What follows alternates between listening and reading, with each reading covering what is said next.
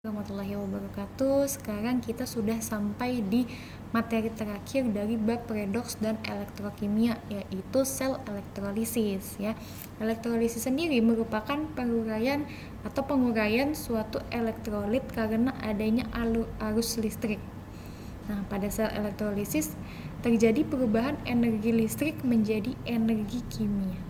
Oke ya, jadi sel elektrokimia itu kan ada dua, ada sel volta, ada sel elektrolisis. Kemarin kita sudah bahas sel volta, itu mengubah energi kimia menjadi energi listrik. Kalau sel elektrolisis itu kebalikannya, ya. Jadi energi listrik diubah menjadi energi kimia, atau seperti ini. Penjelasannya adalah ada suatu zat mau bereaksi nih. Dia harus ada listrik dulu supaya reaksi kimia tersebut bisa terjadi.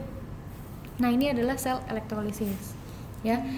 Ini gambar rangkaian sel elektrolisis. Kalian bisa lihat nih, ada larutan elektrolit, ada anoda, baterai, ada katoda. Kita lihat di sebelah ya. Ini lebih lanjut. Oke, susunan sel elektrolisis seperti ini. Sel elektrolisis terdiri dari sebuah wadah. Lalu ada elektroda. Elektroda ini adalah anoda dan katoda. Lalu ada elektrolitnya. Ini ada larutannya. Dan ada sumber arus searah dengan susunan seperti berikut. Nih, seperti ini. Ya. Ini ada wadahnya, ada elektrolitnya nih yang warnanya hijau. Nah, lalu elektrolitnya ini pasti ada terdiri dari kation dan anion. Kation atau ion positif dan anion atau ion negatif. Kalau anion perginya ke anoda, kalau kation perginya ke katoda. Lalu ada elektron yang mengalir sama seperti di sel volta, tapi bedanya adalah di sel elektrolisis kita nggak perlu jembatan garam ya. Jadi kalau di sel elektrolisis satu wadah aja cukup. Kalau di sel volta kemarin ada dua wadah lalu disambungkan atau dihubungkan dengan jembatan garam ya. Ini sel elektrolisis, bedanya dengan sel volta. Oke. Tadi masih ingat ya, kalau sel elektrolisis itu mengubah energi listrik menjadi energi kimia. Jadi setelah arus listrik dialirkan, apakah ada perubahan di situ? Ada perubahan reaksi kimia. Itu adalah sel elektrolisis. Ya. Sekarang kita langsung bahas apa sih penggunaan sel elektrolisis dalam industri. Ya. Bisa disebutkan ada 3 bidang industri yang menggunakan elektrolisis, yaitu produksi zat, pemurnian logam, dan penyepuhan.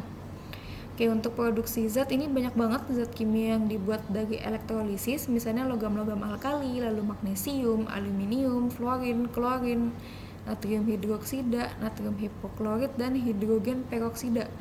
Ini dibuatnya dari mana? Dibuatnya dengan menggunakan reaksi elektrolisis. Ya.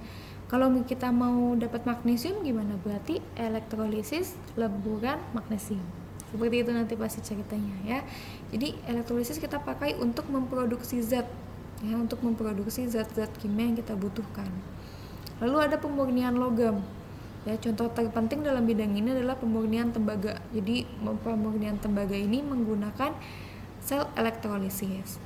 Lalu yang terakhir, ini ada penyepuhan atau electroplating. Ini dimaksudkan untuk melindungi logam terhadap korosi atau untuk memperbaiki penampilan.